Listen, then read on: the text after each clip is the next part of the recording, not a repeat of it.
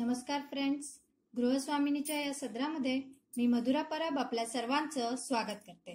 Friends, आज आपण पालकची भजी करायला शिकणार आहोत। पालकची भजी करण्यासाठी साधारण आपण अशा प्रकारचा पालक घेतला होता आणि तो आपण साधारण 8 ते 9 तास आधी स्वच्छ धुवून गाळणीमध्ये काढून ठेवला होता आणि आता आपण त्याला बारीक चिरून घेणार आहोत आणि त्याचा आपण भजीसाठी उपयोग करणार आहोत। साधारण अशा पद्धतीने खूप बारीक न करता मीडियम आकारामध्ये मी ती भाजी कट करून घेतलेली आहे। यासाठी लागणारं साहित्य आपण पाहून घेऊया। या ठिकाणी मी लाल तिखट घेतलेला आहे, मीठ घेतलेला आहे, ओवा वापरणार आहे यामध्ये मी, त्यानंतर तांदळाचं पीठ घेतलेलं आहे, त्या आवश्यकतेनुसार आपण वापरूया। बेसन घेतलेलं आहे साधारण 1 वाटी, आलं लसूणची पेस्ट घेतलेली आहे बारीक करून, हळद घेतलेली आहे साधारण 1 स्पून आपण यामध्ये वापरणार आहोत आणि गरम मसाला पावडर घेतलेली आहे।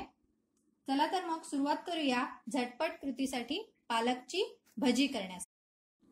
आता हा जो पालक आपण बारीक चिरून घेतलेला आहे त्याच्यामध्ये आपण बेसन घालणार आहोत। साधारण 1 पूर्ण वाटी मी घातलेलं आहे। आपण याच्यामध्ये पाणी वापरणार नाही आहोत। आधी हे बेसन याच्यामध्ये व्यवस्थित किंवा सर्व इन्ग्रेडियंट्स याच्यामध्ये व्यवस्थित घालून मिक्स केल्यानंतर जर पाण्याची गरज पडली तर आपण याच्यामध्ये साधारण 2 ते 3 चमचे पाणी वापरणार आहोत। आता याच्यामध्ये पुढे आपण वापरणार आहोत हळद, साधारण आपण इथे 1 चमचा लहान घेतलेला आहे। आलं लसणाची पेस्ट चवीनुसार वापरायची आहे आणि आपल्या भजीच्या क्वांटिटीनुसार वापरायची आहे। इथे या ठिकाणी मी साधारण 1 चमचा घेते।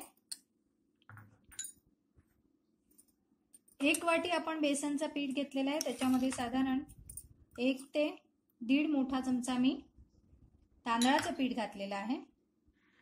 आता यामध्ये लाल तिखट आपण चवीनुसार घालूया किंवा आपल्याला जितकं तिखट बनवायचं त्याच्या प्रमाणानुसार साधारण मी या ठिकाणी 1 मोठा चमचा घातलेला आहे।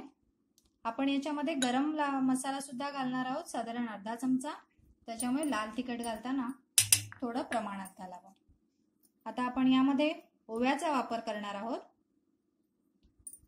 ओवा हा पचण्यासाठी चांगला आहे, त्याच्यामुळे मी याच्यामध्ये ओव्याचा वापर करते।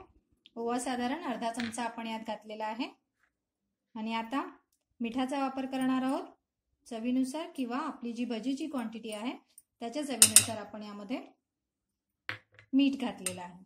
आता आपण हे व्यवस्थित मिक्स करून घेऊया।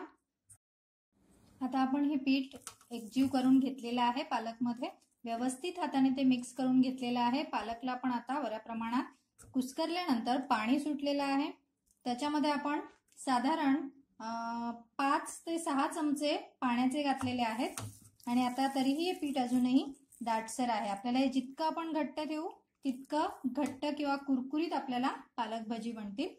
आता एका बाजूला मी तेल तापत ठेवलेलं आहे गॅसवर आणि आता आपण त्यामध्ये ही भजी आपल्याला आवडेल त्या आकारामध्ये आपण ही घालून घेणार आहोत। तेल छान कडक गरम झालेलं आहे।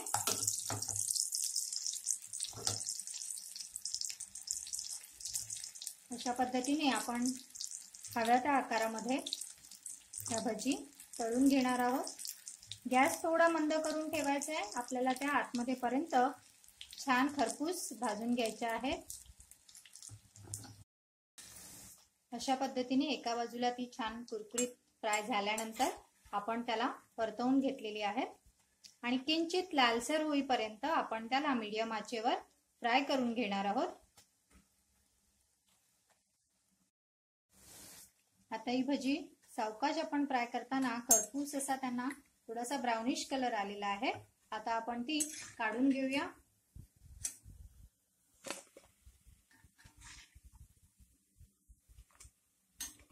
मी आणखीनही भजी करून घेते, मग आपण सर्व करून घेऊया।